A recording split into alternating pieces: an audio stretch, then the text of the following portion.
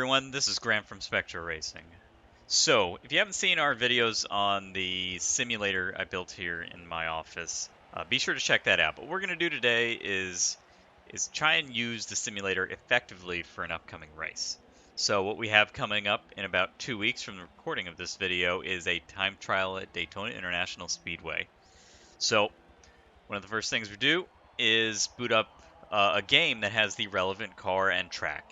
So in this case, I have Forza Motorsport 7 here, and there is no S197 Mustang, which was what I'm going to be using, but there is the Hot Wheels Mustang, which weighs about the same as my car, and you can spec out to about the same. If you haven't seen my car, I have front splitter, rear wing, just like this car. Set the same tires. I even adjusted the transmission and everything for the race. So when you get into the game, make sure to pick a similar car, change your gearing, get the power and grip as close as you can. Now, the simulator is not going to be perfect. Tapped you. Ah! I rolled the damn car! I saw you in my mirror. Oh, fuck. That was hilarious. I found them to be, 80-ish%. But the main thing here is what you're going to be doing is learning the course, especially if you've never been to a course or it's been a while. So in my case, I have done this course before, but it's been a while. It's been about 2 years and definitely need a refresher. So select the car and gonna get into the race. We have Daytona International Speedway, the Rolex course set up, and we're gonna get going here. Now I am using a full, if you haven't seen the setup, I am using full steering wheel, clutch, and everything. It's not perfect.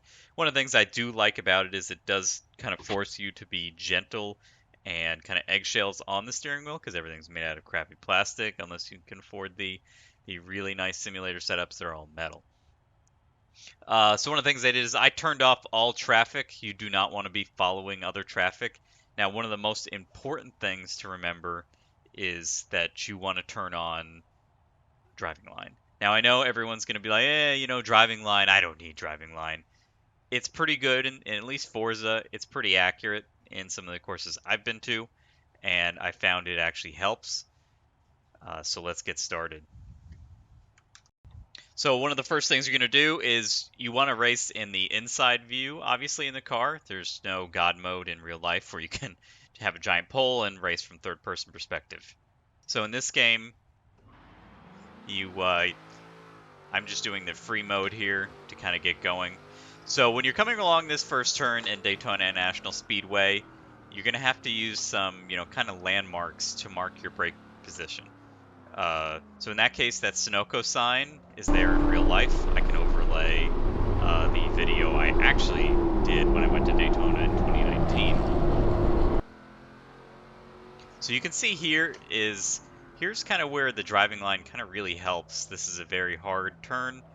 It tells you you use these markers to to kind of remember and jog your memory where you should be shifting, where you should be braking. So here I'm going to be into fourth, kind of touch the brakes a little, go all the way over here, all the way to the corner here, shift into third,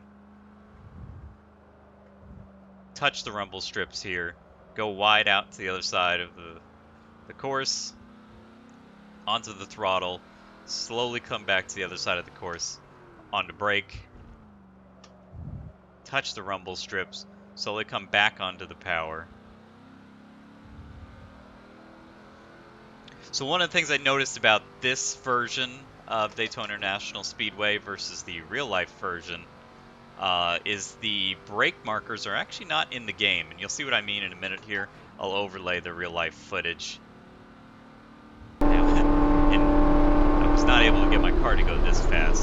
So I'm using that little, I believe it's like a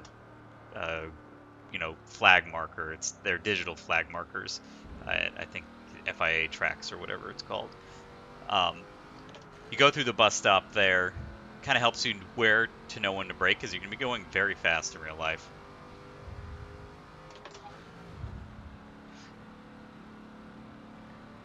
coming through here. In real life, I got my car to 144, although I've modified it a little bit more since then.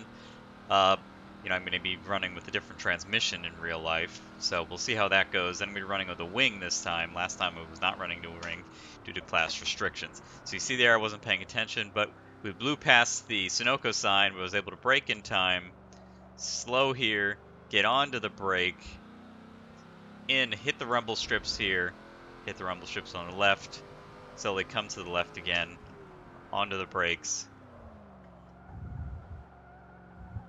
That was not that perfect, but get back onto the gas and use these landmarks in the game. Using the landmarks in the game, so not paying attention, into fourth, come all the way over here. Using the landmarks in the game will definitely help in relation to going to a course in real life, especially if you've never been there before.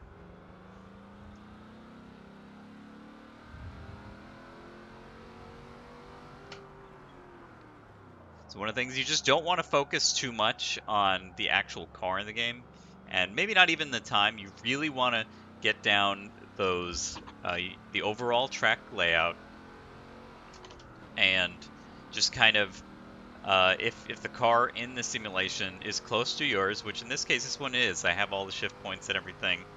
You can modify the transmission in this game. They should be pretty close, so I should be hitting the same speed markers in real life.